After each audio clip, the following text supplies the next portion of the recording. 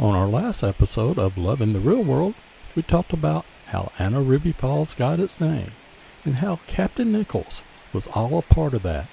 Now let's walk through time as we tell you the story about Captain Nichols.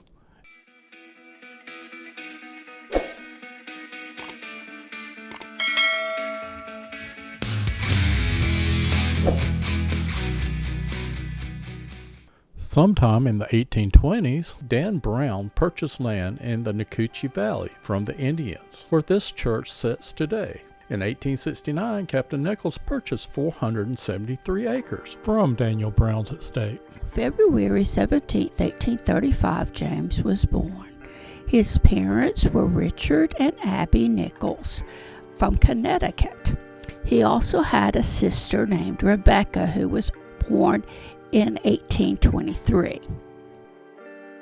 This is the house that Richard built. Yes, that's James's father. This is the house that James built. According to the marquee, James copied his brother-in-law's home called Rose Hill. So I guess that means his father built his brother-in-law's house? I guess it could mean that his brother-in-law lived in his dad's house? The house was called Rose Hill for all the Cherokee roses that grew there. James's father passes away, leaving him a large plantation in the community of Midway near Milledgeville. In 1851, Rose Hill burns to the ground. In 1856, James Nichols marries Kate S. Latimer of Summerville, South Carolina. In 1857, a year later, Richard James is born, but he only lives for 2 months. Anna Ruby is born, and in 1861, James Nichols joins the Confederate cause. He is a part of the Governor's Horse Guard, 7th Regiment, 2nd Brigade.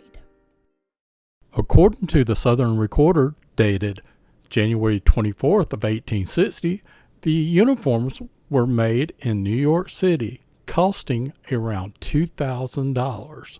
The coat had 60 heavy gilt oval buttons running down in 5 rows, the coat button on the center row.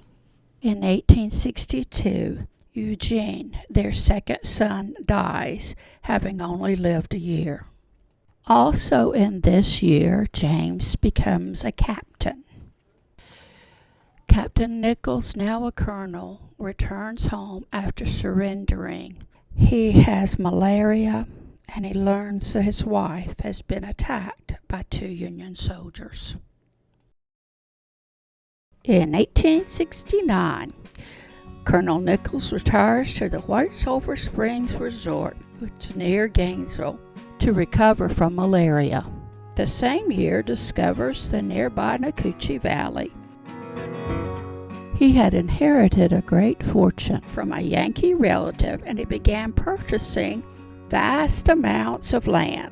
In 1870, West End is built, along with the horse barn, carriage house, smokehouse, spring house, game house, greenhouse, and gazebo over the Indian mound. In June of 1870, Colonel Nichols is plowing near the Indian mound and discovers a number of slab stone tombs. He also finds Indian artifacts that he keeps in his home. In 1872, Colonel Nichols finished building the Nacoochee Presbyterian Church. He was Presbyterian and wanted a place for his family to worship. It is now the Crescent Hill Baptist Church. In 1873, Kate Nichols' father passed away. In later years, Kate is mentally incapacitated and lives in the room upstairs, tended to by her mother Augusta Latimer and the servants. Anna Ruby will tell her friends that her mother is deceased. In 1885, Anna Ruby marries George Frederick Payne at the Nacoochee Presbyterian Church. He is a pharmacist from Macon, Georgia. They live in Atlanta so that he can attend Atlanta Medical College. In 1887, Kate's mother, Augusta, passes away. She is buried at the Nacoochee Presbyterian Church. In 1893, Kate is committed to the State Lunatic Asylum in Milledgeville, where she remains until her death. In the same year, Nichols sells 604 acres, including his house, grounds, and all furnishings, to Calvin Honeycutt of Atlanta. It is stated that part of the deal was an exchange for Honeycutt's home in Atlanta. In 1894, Anna Ruby has a daughter named Gladys. In 1897, Nichols returns to the Nacoochee Valley, where he remains until in November he dies of a heart attack. He is buried in Milledgeville, Georgia.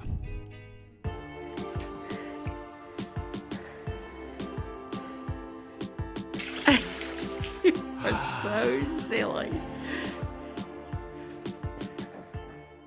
We hope you enjoyed this walk through Captain Nichols' life and hope you join us next week as we take a tour inside this beautiful home.